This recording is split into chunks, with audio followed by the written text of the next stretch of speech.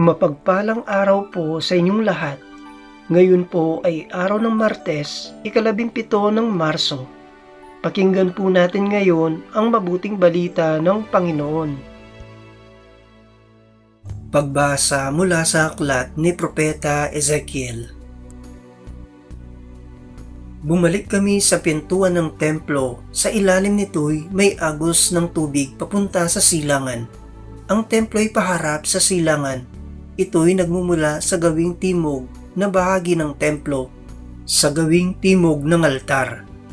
Lumabas kami sa pintuan sa gawing hilaga at tiniligid niya ako papalabas sa pintuan sa gawing silangan.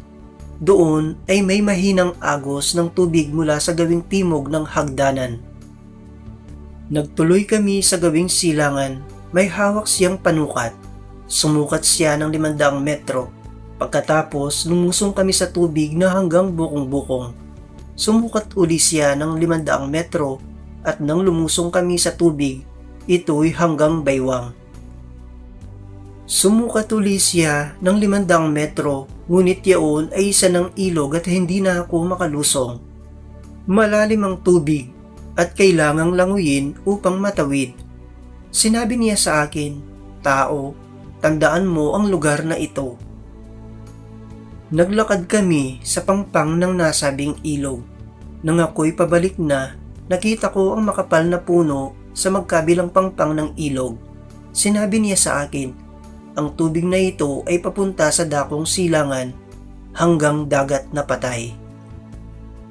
Pag-abot nito sa dagat na patay, malilinis ang tubig nito.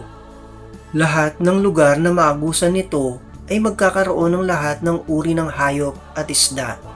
Pagdating ng agos na ito sa dagat na patay, magiging tabang ang tubig ng dagat.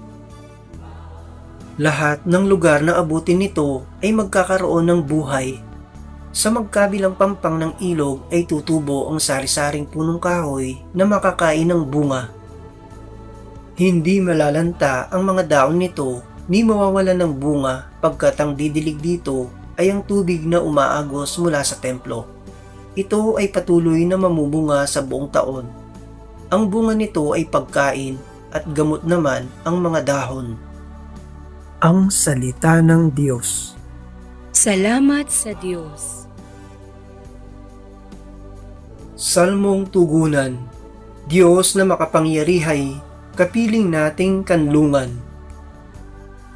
Ang Diyos ang lakas natin at kanlungan, at handang saklolo kung may kaguluhan. Di dapat matakot, mundo'y mayanigman, kahit nasa dagat ang bundok mabuwal. Diyos na makapangyarihay, kapiling nating kanlungan. May ilog ng galak sa bayan ng Diyos, sa banal na templo'y ligaya ang dulot. Ang tahanan ng lungsod ay di masisira. Ito ang tahanan ng Diyos na dakila. Mula sa umaga ay kanyang alaga. Diyos na makapangyarihay, kapiling nating kanlungan.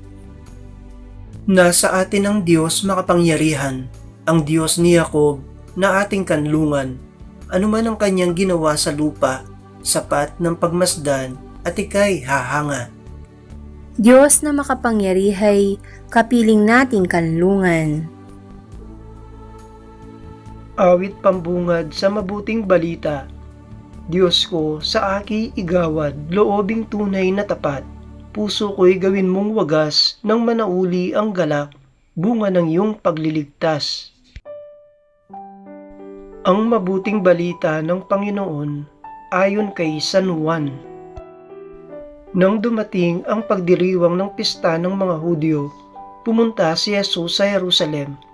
Sa lungsod na ito, malapit sa pintuan ng mga tupa ay may malaking deposito ng tubig na may 5 portiko.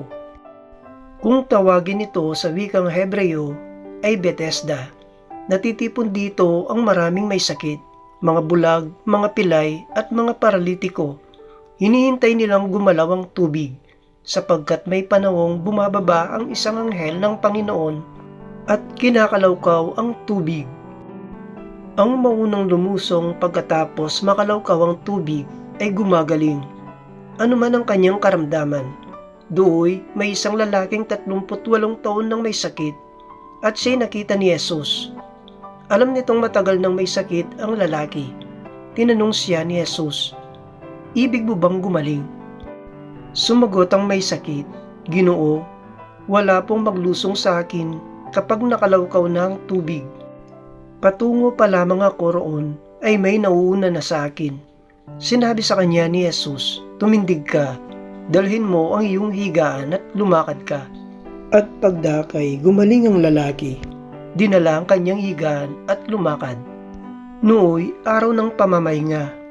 Kaya't sinabi ng mga Hudyo sa lalaking pinagaling, "Araw ng pamamahinga ngayon. Labag sa kautusan na dalhin mo ang iyong higaan."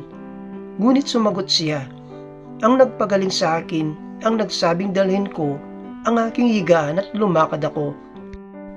At siya'y tinanong nila, "Sino ang nagsabi sa iyo na dalhin mo ang iyong higaan at lumakad ka?" Ngunit hindi nakilala ng lalaki kung sino ang nagpagaling sa kanya sapagkat nawala na si Jesus sa karamihan ng tao. Pagkatapos nakita ni Jesus sa loob ng templo ang lalaki at sinabihan, "Magaling ka na ngayon. Huwag ka nang magkakasala at baka may mangyari sa iyo na lalo pang masama." Umalis ang lalaki at sinabi sa mga Hudyo na si Jesus ang nagpagaling sa kanya. Dahil dito, si Jesus ay sinimulang usigin ng mga Hudyo sapagkat nagpapagaling siya sa araw ng pamamahinga. Ang mabuting balita ng Panginoon. Pinupuri ka namin, Panginoong Hesukristo.